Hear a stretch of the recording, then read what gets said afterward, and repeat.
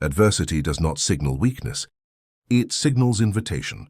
An invitation to rise above what the world expects and above what the self once believed possible.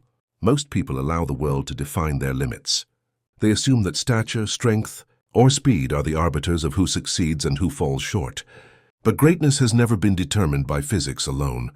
Greatness is determined by belief. Steph Curry entered the basketball world labeled as underrated. He was not the tallest. He was not the strongest.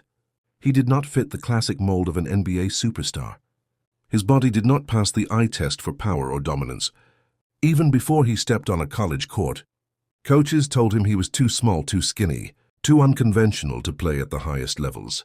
But Curry did not internalize discouragement. He internalized possibility. When others saw limitation, he saw opportunity for mastery. The mind creates identity before the body creates performance. The athlete who believes he belongs long before he is recognized. Curry believed his strengths mattered more than the doubts that swirled around him. He embraced being underrated not as a deficit, but as a badge of honor, a calling, card for relentless preparation and inner certainty. He arrived at Davidson College not as a highly recruited superstar, but as a hungry competitor, driven by conviction. At Davidson, Curry did not try to mimic other players. He sought to elevate his unique gifts into tools of dominance. He stayed up late shooting threes. He watched film early and often. He built mental habits that reinforced confidence rather than fear. And as the NCAA tournament approached, his mind was already well ahead of the moment itself. And then came the breakout. A tournament run so improbable that it reshaped how the basketball world views possibility. When defenses closed out hard, when bigger defenders tried to slow him, Curry did not doubt. He saw each challenge as a chance to affirm his identity. A shooter, an innovator, a force that would not be limited by expectation. This is the essence of mental edge, the ability to believe in possible outcomes before the scoreboard validates them. His rookie season in the NBA was not dramatic. He did not explode into instant superstardom. In fact, early on he was cautious, measured, figuring out how to adapt. But behind the scenes, Curry was relentlessly rehearsing belief. He embraced the work that others overlooked. He drilled shots that seemed unnecessary. He rewired his subconscious to accept excellence as inevitable. He developed routines that reinforced stability. They were simple, but deeply intentional. Before every shot, before every clutch moment, he anchored himself in breath, confidence, and presence. This was not ritual for show.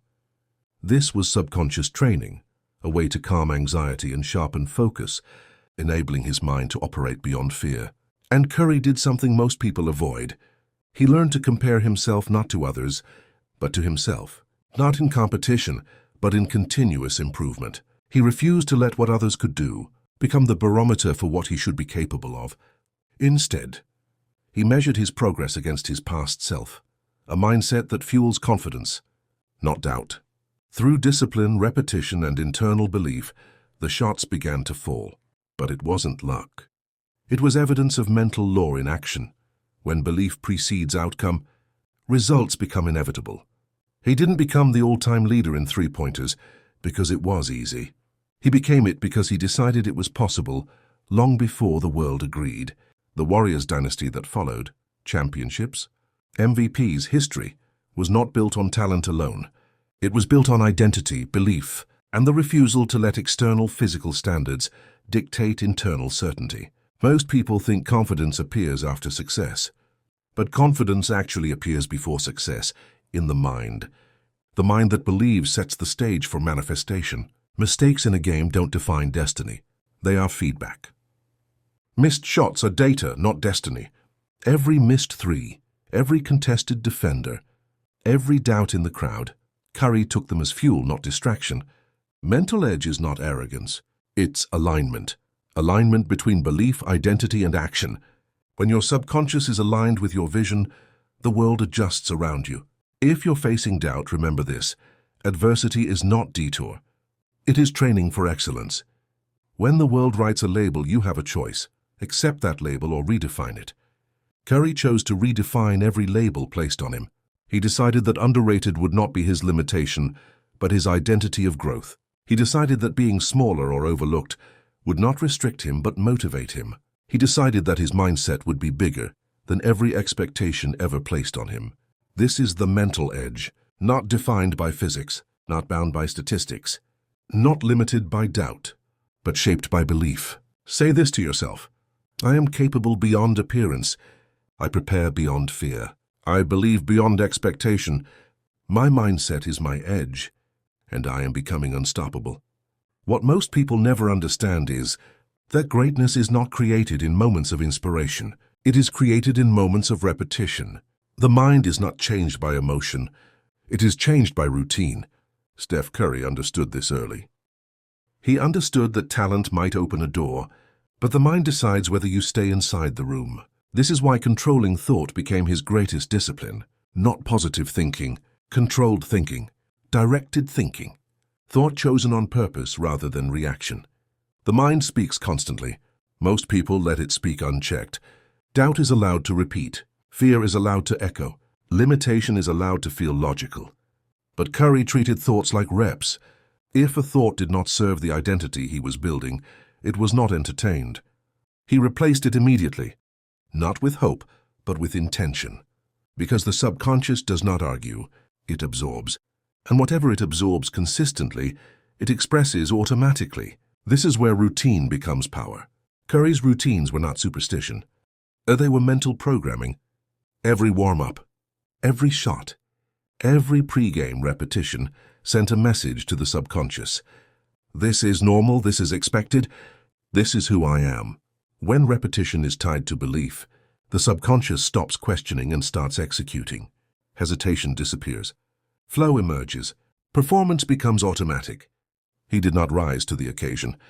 He performed from preparation. The game never felt bigger than him because his mind had already lived there. Pressure did not shock him because pressure had been rehearsed internally thousands of times. This is why his shooting looks effortless. Effortlessness is not the absence of work. It is the result of work that has sunk beneath conscious thought. Most people practice physically and hope the mind follows. Curry trained the mind so the body could obey. He trained calm under chaos, focus under noise, presence under expectation. The subconscious learned that chaos was not danger. It was environment, and once the subconscious no longer sees danger, fear loses control. This is why mistakes never lingered. Missed shots did not spiral into doubt. They passed through him. The subconscious had already accepted misses as part of execution, not identity. When the mind is disciplined, it does not panic. It adjusts. This is mastery. Routine became discipline. Discipline became belief. Belief became identity. And identity became inevitability. The smallest shifts in thought, repeated daily, created massive separation over time. This is how Curry changed the game without overpowering it. He didn't fight physics. He outgrew limitation mentally. He didn't try to silence critics. He outworked the voice inside that could have agreed with them. Mental toughness is not loud. It is quiet consistency. It is choosing the same disciplined response even when emotion wants control. Curry chose calm. He chose focus. He chose routine. And eventually, routine chose him. The subconscious loves familiarity. When excellence becomes familiar, it stops feeling exceptional. It becomes standard. This is the real secret. Curry did not chase great moments. He normalized them. And when greatness feels normal, it repeats itself. This is why confidence never left him. Confidence was no longer dependent on makes or misses. It was anchored in preparation, anchored in identity, anchored in a mind that had already accepted success as part of its reality. This is the mental edge most people never develop. They wait for proof. Curry created proof through belief first. They wait for confidence. Curry built certainty through discipline. They wait for permission. Curry gave himself none. If you control your thoughts, you control your habits. If you control your habits, you control your outcomes. This is not motivation. This is law. The mind that is trained will always outperform the body that is merely gifted. When discipline sinks into the subconscious, effort disappears. Performance flows. And the world calls it talent. Steph Curry did not become unstoppable because he was the biggest, fastest, or strongest. He became unstoppable because his mind stopped negotiating with doubt. His thoughts were aligned. His routines were deliberate. His subconscious was programmed for execution. This is the difference between those who flash and those who last, between those who rise briefly and those who reshape history. The lesson is simple but not easy. You must decide what thoughts are allowed to live inside you. You must repeat them until they become automatic. You must build routines that teach your subconscious who you are before the world ever confirms it. Because the mind leads, the body follows, and reality adjusts. Say this to yourself: I control my thoughts. I discipline my routines. I program my subconscious.